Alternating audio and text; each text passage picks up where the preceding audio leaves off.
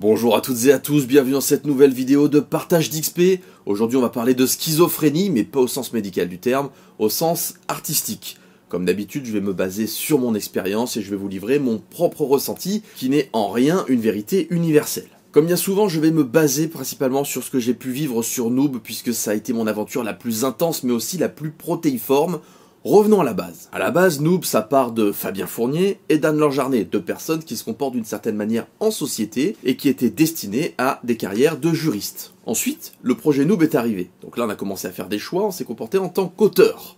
Ensuite, on a rassemblé une équipe, on a écrit des scripts, et puis avec l'équipe, on s'est comporté entre guillemets en leader, c'est-à-dire qu'il a bien fallu prendre des décisions, organiser tout, et faire en sorte que le projet soit mené à bien. Il n'y a pas de lien de subordination, il y a juste un rapport de confiance, un projet à terminer, des personnes qui nous accordent du temps, et pendant qu'ils nous accordent du temps, ils vont incarner des personnages.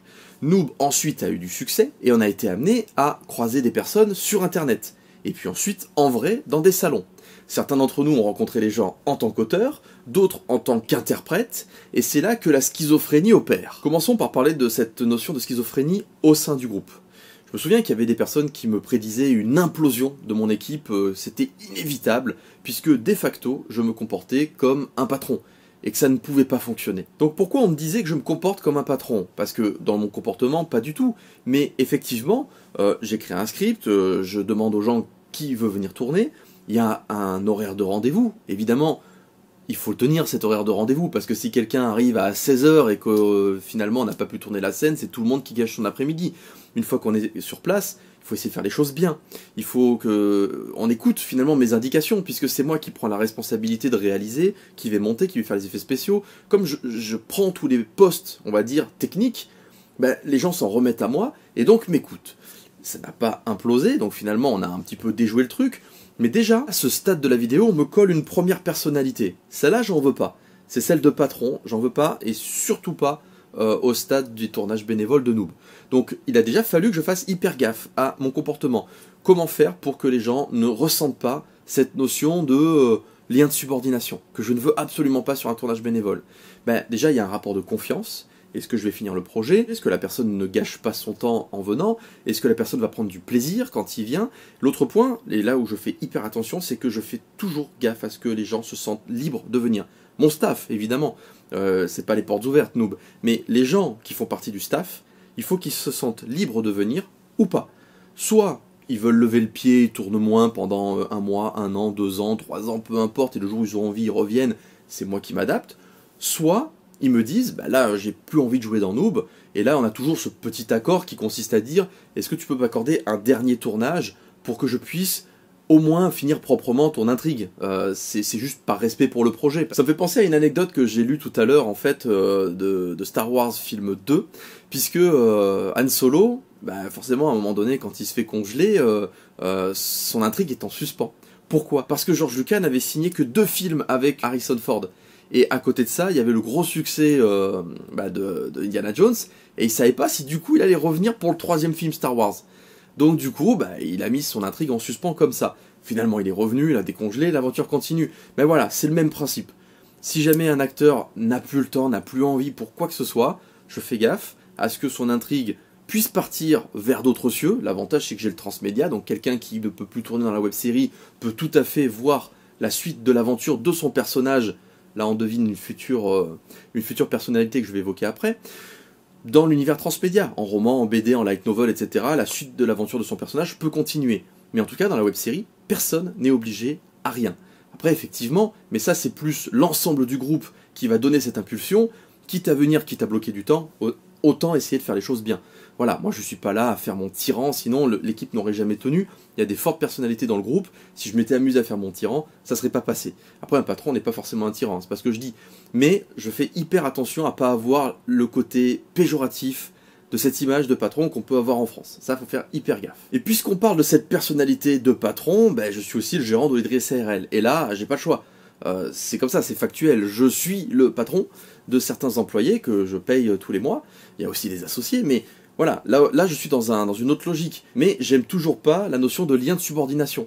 C'est peut-être pour ça d'ailleurs que je bosse beaucoup avec des membres de ma famille ou des gens qui sont très très proches de moi. Il y a un lien de confiance, j'ai pas besoin de donner des ordres, j'ai pas besoin de... On est tous dans une même équipe, je donne les grandes lignes de ce que j'aimerais qu'on réalise dans l'année, donc j'ai pas besoin de trop jouer la carte du patron, on est plus tous sur un pied d'égalité. Mais je sais que si je dois un jour prendre mes responsabilités en tant que patron, je devrais sortir la personnalité du patron et m'adresser à des gens qui sont pourtant des membres de ma famille ou des amis.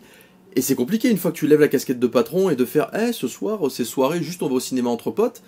Je trouve ça toujours un peu compliqué. Moi, j'aime pas ça, donc je préfère ne pas trop jouer la carte du patron, parce que sinon, j'ai peur que l'amitié ou les rapports ensuite soient un peu biaisés. J'ai pas confiance dans la capacité d'un cerveau humain à passer du cadre de on est juste potes à je suis subordonné à tes ordres, je sais pas quoi, ça j'aime pas, donc j'essaye vraiment de rester sur un rapport horizontal au maximum. Alors, la logique suivante voudrait que je parle de ma personnalité d'auteur, mais j'y reviendrai plus tard, quand je rencontre justement le public. Là, on va toujours rester au sein de l'équipe, et on va parler des rôles qu'on interprète.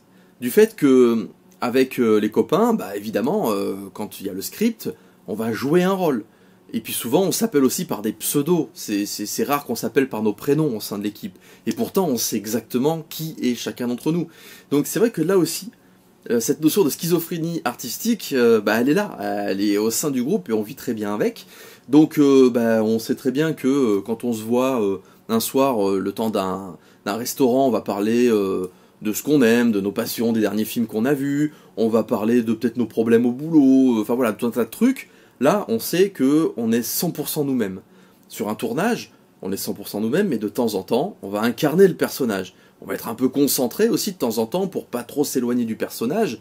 Et donc là, effectivement, on va jongler toute la journée entre qui on est. « salut, tu fais ça ?» Moi, du coup, aussi en tant que réalisateur. Alors là, attention, aujourd'hui, pas de photos, parce que l'apparition de ce personnage, ça va être une surprise pour le spectateur. Il faut absolument pas poster ce genre de choses sur les réseaux sociaux. Là, au niveau du jeu d'acteur, t'es monté à la fin de ta phrase, il faudrait plus que tu descendes, que tu ailles plus par l'affirmative. Vous voyez, direction artistique, indication sur la com, etc.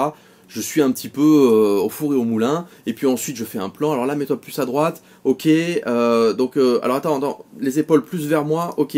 Donc là, attendez, s'il vous plaît, pas de bruit, parce que là il y a machin qui va jouer, il y a Prisson, allez, voilà.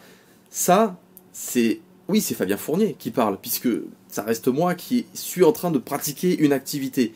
Mais il y a cette personnalité du réalisateur, du chef de projet, donc forcément c'est pas le même moi que quand je suis au restaurant tranquille et que juste on discute, on blague et qu'on rigole.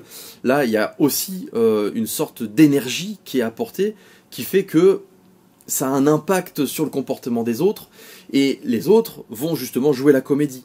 Et eux-mêmes, ils interagissent entre eux. C'est-à-dire que parfois, il y en a un, il va jouer la comédie, l'autre qui est en train de parler, rigoler, qui est pas du tout fait gaffe quand on est en train de tourner, qui va dire « Oh, c'est bon, les gars, taisez-vous, parce que là, je suis en train de jouer, en plus, je l'avais réussi, la phrase, vous abusez, elle était super dure et tout. » Voilà, les mecs, ils vont se parler, c'est-à-dire qu'un jour, ils vont faire, je sais pas, moi, par exemple, « les copains, aujourd'hui, on va aller chasser des familiers et tout ça. » Donc là, il y a Sparadrap qui joue, et d'un seul coup, il fait « ça va, je te dérange je suis en train de jouer, là, je te signale et tout. » Enfin voilà, on s'envoie des vannes, donc on passe toujours d'un rôle à l'autre à une vitesse super rapide, mais nous, on sait ce qu'on est en train de faire, on est en adéquation avec ça.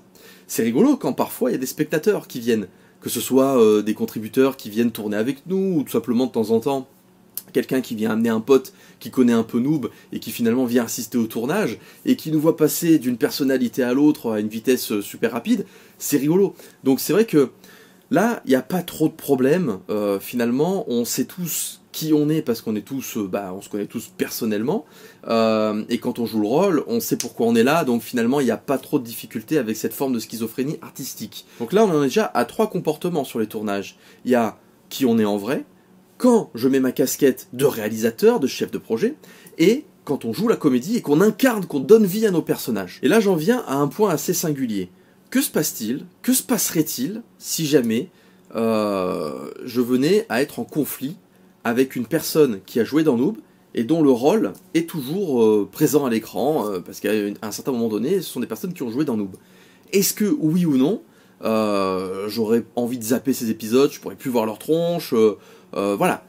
Alors, je l'ai vécu, et du coup, j'ai appris sur le tas ce que ça me ferait. Et heureusement, ça ne m'a absolument rien fait. C'est-à-dire que ça fait 13 ans, bientôt 14 qu'on fait Noob, ça fait 22 ans que je fais du film amateur, j'ai jamais vraiment eu de dispute ou de problème avec une personne avec qui j'ai joué. Sauf un duo de vraiment, je pense qu'ils cassent toutes les cases de parasites, cancer humain, des gens qui, une fois qu'ils tombent le masque, qui rentrent par opportunisme, mais toi t'as pas fait hyper gaffe, t'as pas été malin aussi, et une fois qu'ils tombent le masque, vraiment, tu te dis, là ils ont atteint le point de non-retour, je ne pourrai plus jamais avoir de considération pour eux. Et pourtant ils sont là alors, un plus que l'autre, mais ils sont là dans Noob. Comment je vais vivre ça? Est-ce que du coup ça va me gâcher mon plaisir?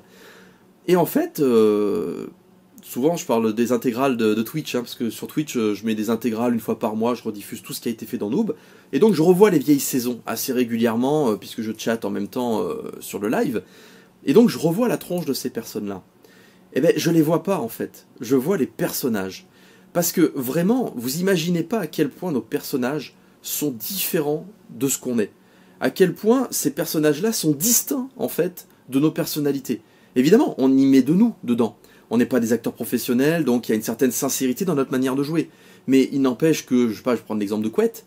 Quand Couette, elle joue dans Noob, Manon n'est pas comme ça. Couette, elle fait « Oh, Kikou, machin !» Elle fait un petit peu la fille un peu première de la classe, un peu bébête, elle a une voix au perché, elle en fait des roulements d'yeux et tout ça. Manon, c'est pas ça. C'est professeur agrégé, sérieux, enfin voilà, il y a aucun lien qui peut faire penser que quand vous voyez Manon, c'est Couette. C'est pas possible. Et en plus, elle a pas de couette. Donc, Sparadrap, quand vous voyez Sparadrap qui est là, oh les copains, oh, vous êtes vraiment mes amis et tout. Là, effectivement, vous avez un personnage adorable, vous avez quelqu'un qui est naïf, qui est touchant, qui est fragile quelque part. Fred, c'est pas du tout ça. Si vous le voyez sur Twitch, sur Instagram, dans les salons où vous le croisez, Fred, c'est un gars super sympa, mais ça n'a absolument pas Sparadrap. Il n'a aucun trait de personnalité de Sparadrap. Il sait même pas ce que c'est Fred qu'un MMO. Il y a jamais joué. Donc vraiment, c'est pas du tout les mêmes. Même moi, quand j'incarne Fantôme, là je suis en train de vous parler, et c'est encore pas Fabien Fournier. Là je suis en train de vous parler en y mettant une certaine énergie. Quand j'incarne le personnage de Fantôme, bah, c'est encore une autre personnalité, c'est encore un autre vécu. Fantôme, il est blasé, il est sérieux. Je sais pas, par exemple, il fait est-ce que vous pensez que cette vidéo va être intéressante? Parce que moi, elle me saoule. Voilà, Fantôme, il est pas du tout comme moi, en tant qu'influenceur, entre guillemets, et en tant que Fabien Fournier, ou même en tant qu'auteur, quand je suis face à des gens et qu'on discute, enfin voilà, c'est plein de personnalités différentes. Donc quand on joue nos personnages, on n'est pas nous, mais même pas un peu, rien du tout. Effectivement, Julien, il a son accent, quand il joue au Megazelle, il fait « Waouh, bon les filles, je trouve qu'elles sont nulles au MMO et tout », mais en vrai, Julien, c'est encore quelqu'un d'autre. Il est pas misogyne comme ça, il est pas superficiel comme ça. Pareil pour Anne-Laure Jarnet, elle se comporte pas de la même manière dans la vraie vie que dans Noob. Le personnage de Gaïa, c'est encore quelqu'un d'autre. C'est quelqu'un qui parle à 200 à l'heure, qui a des expressions de dessin animé, c'est pas du tout la même. Quand elle est dans Noob, elle va faire non mais je suis désolé Arthéon, je n'ai pas d'argent, je ne pourrais pas... Elle parle super vite, Anne-Laure elle parle pas comme ça. Donc c'est pareil pour tout le monde dans l'équipe.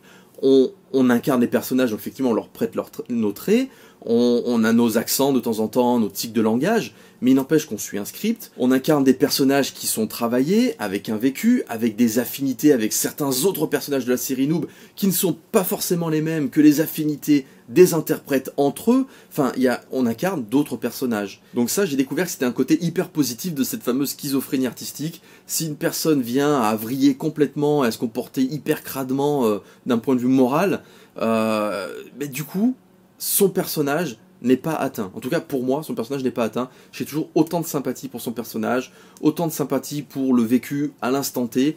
Donc ça va. Et d'ailleurs, là, ça me fait penser à un truc. Ce sont ces personnes qui vont avoir du mal elles-mêmes à se distinguer du personnage. Alors, j'ai vu des gens qui, effectivement, incarnaient des personnages, et qui, dans d'autres web-séries, moi, ça m'est pas trop arrivé, et qui disaient « Ah non, ça, je refuse, mon personnage ferait jamais ça. » Et le réalisateur, le scénariste, ou je sais pas, il dit comment ça, ton personnage ne ferait jamais ça? Si, c'est dans le script, il fait ça, c'est moi l'auteur, évidemment qu'il fait ça. Non, mon personnage ferait pas ça. Et puis la personne, en fait, petit à petit, tu discutes avec elle, et ça m'est arrivé dans les premières web-séries à l'époque où on était un peu jeunes, et il y avait des gens qui avaient des looks dans la vraie vie, effectivement, qui ressemblaient à leur perso, des looks gothiques, des looks... voilà, ils avaient un look très tranché. Quand ils incarnaient leur personnage, finalement, ils étaient habillés comme dans la vraie vie. Et quand ils jouaient leur rôle, finalement, ils se jouaient eux-mêmes. Alors c'était peut-être une parodie d'eux-mêmes, ou eux-mêmes étaient des parodies d'un personnage, où ils se créent une personnalité parce qu'ils n'avaient pas confiance en eux à l'époque. C'est surtout quand les personnages étaient jeunes. Après, quand les gens vieillissent, ils continuent à être comme ça, là c'est plus de l'ordre de la vraie psychiatrie, donc là c'est encore autre chose. Mais il y a eu des cas, effectivement, ça m'est jamais arrivé, heureusement, mais j'ai vu d'autres réalisateurs, et même des groupes exploser, parce que certaines personnes étaient le rôle en question, acceptaient de jouer la comédie tant qu'ils étaient classe, tant qu'ils envoyaient des belles boules de feu, tant qu'ils faisaient des combats de ouf, etc. Mais dès qu'il s'agissait un petit peu de malmener leur personnage ou de faire un truc humoristique, et du coup, bah forcément ça humilie un peu le perso parce qu'il lui arrive un truc et le mec fait « mais jamais, mon personnage, il m'arriverait pas ça ». Et parfois il y a aussi l'erreur qui consiste à... Vous savez, on a tous des pseudos quand on est ado, et garder le pseudo de la personne dans le film en question. Et donc la personne, elle se dit, bah oui, c'est mon pseudo, c'est moi. Et toi tu fais, bah non, en fait, pas tant que ça, parce que j'ai écrit quand même énormément de choses. Je fais des choix toutes les minutes. Chaque seconde où je tourne, je fais des choix qui déterminent enfin, la place du personnage, sa personnalité, son rapport à l'écosystème global. Et du coup, ça peut créer des tensions. Ça peut créer des conflits. Donc cette notion de schizophrénie, parfois, quand elle n'est pas claire sur un tournage, c'est explosif. Ça aussi, méfiez-vous si vous êtes un jeune groupe qui commence la fiction. Si vous vous lancez dans la fiction, il faut que les choses soient claires. Les personnages sont des personnages de fiction qui sont créés pour le projet. C'est pas machin qui se retrouve à jouer son propre rôle et qui du coup est un garistou, qui est trop fort, qui tue la mort elle-même. Voilà, non, ça c'est nul. Et en plus c'est ridicule. Ne faites pas ça. Ça montre que vous n'avez aucun recul sur vous. Mais il y a aussi un autre truc qui est donc plus juridique, la personne qui du coup va interpréter et va se considérer auteur du personnage. Parce que beaucoup de personnes n'ont pas conscience du travail que demande justement le réalisateur, l'auteur, enfin voilà, toutes ces autres personnalités qui bossent dans l'ombre, et quand la personne elle arrive, elle se met en tenue, et puis ensuite elle papote, elle discute, et puis quand on lui dit bah tiens, c'est à ton tour de jouer, il vient, il lit son rôle, il le fait très bien, il interprète du coup, il suit les indications du réalisateur, attention là la phrase, il faudrait la prononcer plus comme ça, alors attention au niveau de la posture plutôt comme ça, à ce moment-là, tu te sens un petit peu mal, donc c'est vrai que tu as un peu la tête basse, il y a plein d'indications qui font que vous modulez à 100% vos personnages, tout en ayant finalement l'énergie de votre comédien, l'apport parfois de votre comédien qui peut avoir des idées, évidemment. Avoir une idée de temps en temps, ça fait pas de vous un auteur sur l'ensemble d'une licence transmédia. Et effectivement, on y viendra après, mais quand on va en salon et qu'on vous appelle par votre pseudo, que les gens pensent qu'ils ont le personnage en face d'eux, bah, du coup, ça aide pas certains acteurs qui sont pas forcément hyper bien calibrés de ce côté-là à faire la part des choses et à se dire bah là je suis le comédien mais je vais jouer un peu le rôle de l'acteur pour faire plaisir à une personne parce que apparemment la personne elle a envie de voir, je sais pas moi, Sparadrap, elle me parle de ses familiers, de ses peluches et tout ça depuis tout à l'heure, bah oui, je vais pas lui répondre en étant Frédéric Zoffanelli en disant ouais machin et tout, je vais lui faire bah c'est trop bien tes familiers et tout, et la personne est contente parce qu'elle a Sparadrap qui apparaît l'espace de quelques secondes. Et donc du coup, ça aide pas dans la tête finalement à se dire ben oui mais c'est moi Sparadrap, c'est moi Ivy, c'est moi Couette. Oui, tu es effectivement l'interprète, tu donnes vie au personnage, il n'y a aucun problème là-dessus, mais tu n'es pas l'auteur de ce personnage. Cette partie-là, vous êtes obligé de l'expliquer. Et quelle chance j'ai d'avoir une équipe qui est bien calibrée de ce côté-là. Heureusement, et il y a ce que j'appelle les piliers fondateurs du groupe, les gens qui sont là depuis plus de 20 ans, qui m'aident à relayer l'information. Parce que si j'étais le seul à le dire, ça ferait peut-être le gars qui essaye de défendre un peu son petit morceau, son travail, etc. Parce que le travail dans l'ombre, il n'y a personne qui le voit. Finalement, les gens, ils viennent, ils vont jouer la comédie une après-midi, ensuite ils rentrent chez eux, et vous, bah, c'est toute votre vie qui est calée sur les montages des épisodes, qui est calée sur l'apprentissage des effets spéciaux, la mise en œuvre des effets spéciaux, le son, le machin, votre vie entière est vouée à la fiction en indé, et donc personne ne le voit. L'écriture, pareil, en plus quand c'est transmédia, vous allez continuer à donner vie aux personnages dans les romans, dans les light novels, dans les jeux vidéo, dans les BD, et ça, même les 3/4 des acteurs de Noob n'ont jamais lu les romans. Ils ne savent pas ce que leurs personnages vivent dedans, donc toi tu leur expliques un petit peu pour qu'ils soient un peu dans le personnage. Donc vraiment, c'est un travail d'équilibriste de maintenir un groupe, parce que là vous voyez déjà il y a pas mal de personnalités qui en ressortent. Et ensuite, Noob a commencé à être connu, et là on a commencé à avoir des interactions avec des gens sur internet, des gens en vrai dans les salons, d'autres artistes, je sais pas moi, des producteurs, enfin tout un tas de personnes. Et là, la machine à schizophrénie fonctionne à plein régime. C'est-à-dire que quand vous arrivez en salon, et qu'il y a des gens qui se comportent avec vous comme si jamais ils étaient potes depuis 10 ans, moi vraiment, le côté tactile, c'est pas mon truc, et des gens qui sont là, vous tripotez, vous machin, etc., ça fait bizarre au début. Au début, vous vous sentez un peu agressé.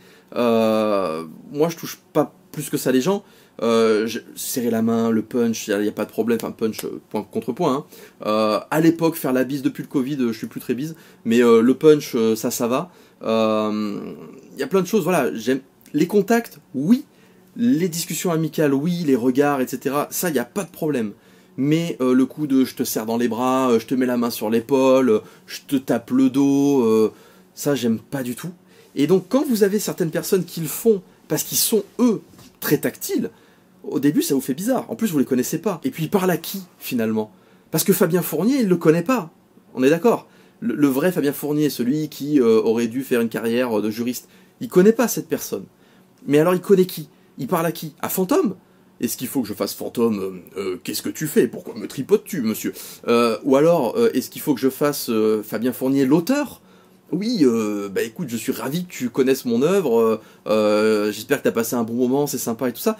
Comment je dois répondre à cette personne? Et donc du coup, bah, forcément, bah, tu vas essayer de discuter un peu poliment, tu vas essayer un peu de montrer aussi, d'imposer ton style à toi, c'est-à-dire, on se parle, mais pas non plus comme ça, pas à 2 centimètres, pas en se tenant, enfin voilà, on se connaît pas beaucoup, du tout. Et du coup, tu vas essayer de prendre la température. Là, je vous sors un cas extrême, volontairement. 99% des gens, c'est pas ça. Je vous sors un cas extrême pour que vous rentriez dans le bain de suite. Évidemment, je caricature. Et après, il faut réussir à passer d'une personnalité à l'autre. Parce que quelqu'un qui va parler à Fabien Fournier, il s'en fout que je sois auteur, il s'en fout que je sois fantôme dans Noob, voilà, il se dit, bah écoute, bonjour, vous faites quoi, etc. Donc là, il parle à Fabien Fournier, et vous lui répondez en disant, bah si je suis là, c'est parce que j'ai fait ça, ça, tu lui expliques, tu vois un petit peu si jamais la personne ça lui plaît, la personne aussi peut-être va parler de sa propre expérience, un échange a lieu, ça c'est très sympa. Une autre personne va venir et vous parler directement de votre travail d'auteur. Il va dire, donc là, tu mets ta casquette d'auteur. Et il va te parler de Neo Geesia, par exemple. J'ai bien aimé ce passage-là, ou j'ai pas du tout aimé, voilà, peu importe ce que la personne va dire, positif ou négatif, il y a un échange. Cet échange-là, il est fait via le prisme de ce que vous créez, donc c'est la casquette d'auteur. Vous discutez, vous essayez de comprendre ce que la personne a aimé ou n'a pas aimé, vous essayez peut-être aussi d'apprendre, d'avoir du recul, d'avoir des retours, parce que c'est très précieux quand on est auteur. Il y a d'autres personnes qui vont tout simplement vouloir rencontrer Fantôme, qui n'ont pas plus d'affinité que ça avec l'auteur Fabien Fournier, ou avec moi, Fabien Fournier, normal. Donc du coup, ils vont arriver dans un délire, tu peux me faire la furie légendaire, donc toi t'es là, tu fais, ouais, bah écoute, pas de soucis, je fais appel à la puissance des éthers, et du coup tu fais ton truc un peu en rigolant, ou tu vas lui répondre en disant, alors comme ça tu veux être numéro 1, il va falloir t'accrocher, parce que, tu vois, enfin, je sais pas, hein, j'ai pas d'idée, mais voilà, t'essayes sur le moment de faire plaisir à la personne, parce que t'es dans un salon, parce que c'est plutôt rigolo, tu sais pas pourquoi la personne vient te voir. Donc tout ça pour dire qu'on est tous un petit peu schizophrènes dans la vie. En vrai, on se comporte pas de la même manière si on parle à un pote qui est fan de GN et à un autre qui est ingénieur et qui est totalement fermé au monde de l'imaginaire, hein, par exemple, bah, c'est peut-être vos amis de la même manière, mais vous n'allez pas vous comporter totalement de la même manière avec les deux qui sont totalement différents. Vous n'allez pas vous comporter de la même manière le soir au restaurant avec vos potes ou avec votre chérie que dans le monde professionnel. Surtout si c'est un monde professionnel dans lequel vous n'êtes pas forcément hyper épanoui, par exemple. Bah là c'est pareil, sauf que c'est exacerbé parce qu'il y a cette notion de on joue la comédie, il y a la notion entre guillemets de célébrité, même si elle est toute relative nous concernant, mais il n'empêche qu'il y a quand même quelques personnes qui nous connaissent et que nous on ne connaît pas forcément, ou qu'on connaît juste de vue. Voilà, cette notion de schizophrénie, elle est pas simple à gérer. On le fait un petit peu spontanément, mais il n'empêche que avoir cette problématique dans un coin de la tête, surtout quand vous êtes amené à être chef de projet sur un truc bénévole ou professionnel, un truc lié à l'artistique, avec où joue la comédie, ça peut être du théâtre, ça peut être, il y a plein de choses en fait où vous êtes amené à faire ça. Ça peut effectivement être intéressant de garder ça dans un coin de la tête. Ça peut vous éviter certaines bêtises, ou ça peut aussi vous permettre de comprendre certaines frictions qu'il peut y avoir, ou anticiper certains problèmes, genre ne pas faire rentrer dans l'équipe des gens qui sont pas du tout calibrés pour ça. des gens qui n'arrivent pas à faire la part des choses. Donc vraiment, moi, c'est un sujet que j'ai trouvé très intéressant, et je dirais même apporter un dernier profil, un dernier type de schizophrénie. Ce sont les personnes qui vont rejoindre votre groupe parce que vous êtes dans une trajectoire de succès grandissant. Des personnages qui sont attirés par ce que pourrait apporter justement le fait d'intégrer votre équipe, et qui du coup va là aussi jouer un rôle, va porter un masque. Ça m'est arrivé, hein, c'est le cas que je disais tout à l'heure, des gens qui vont faire le forcing pour que on les intronise un peu dans l'équipe, des gens qui vont faire style, qui sont adorables, qui vont voilà, qui vont vraiment porter un masque et vraiment faire tout ce qu'il faut pour intégrer l'équipe. Et une fois qu'ils y sont, ils vont essayer de poser des pions un peu à droite à gauche, et le jour où vous vous rendez compte que vous êtes piégé parce qu'ils font plus d'efforts, parce que ça y est, ils sont implantés, et ils essayent vraiment de gratter beaucoup de choses, et alors là, vous vous dites, bah non, c'est pas ça l'esprit de l'équipe, quoi c'est quoi ce comportement? Ah non, ça j'accepte pas. Les tensions montent, parce que forcément la personne elle commence à tomber le masque, et elle se rend compte qu'elle n'aura pas forcément ce qu'elle est venue chercher. Donc attention aussi à un autre type de schizophrénie qui lui est vraiment ancré dans la nature humaine, ce sont les opportunistes. Les gens qui vont essayer de vous mettre en confiance pour rentrer au cœur de votre projet, parce qu'une fois que le loup est rentré dans la bergerie, c'est compliqué de le dégager. Et surtout si ces personnes sont haineuses, après elles vont essayer de vous intoxiquer de l'extérieur, et ça c'est un vrai piège à éviter aussi. Donc, mais on peut pas, enfin, je veux dire, si votre projet il est hyper long, on peut pas non plus, enfin, c'est pas lie to me, quoi, hein. On peut pas deviner les comportements et la nature profonde de chaque personne sur Terre, mais c'est pour ça qu'il faut aussi protéger son groupe, et alors là, on ressort la casquette du patron, de facto, hein, donc le fameux, celui qui va dire oui ou non tu rentres dans l'équipe, toi je veux pas que tu sois dans le groupe, toi tu peux y rester, toi par contre tu dégages du groupe, ça peut arriver aussi, ou alors quelqu'un qui veut partir du groupe et toi tu dis mais c'est dommage, je suis sûr qu'en ce moment c'est la personne, c'est pas qu'elle a envie de partir du groupe, c'est qu'elle est pas forcément très bien et que du coup elle déprime un peu.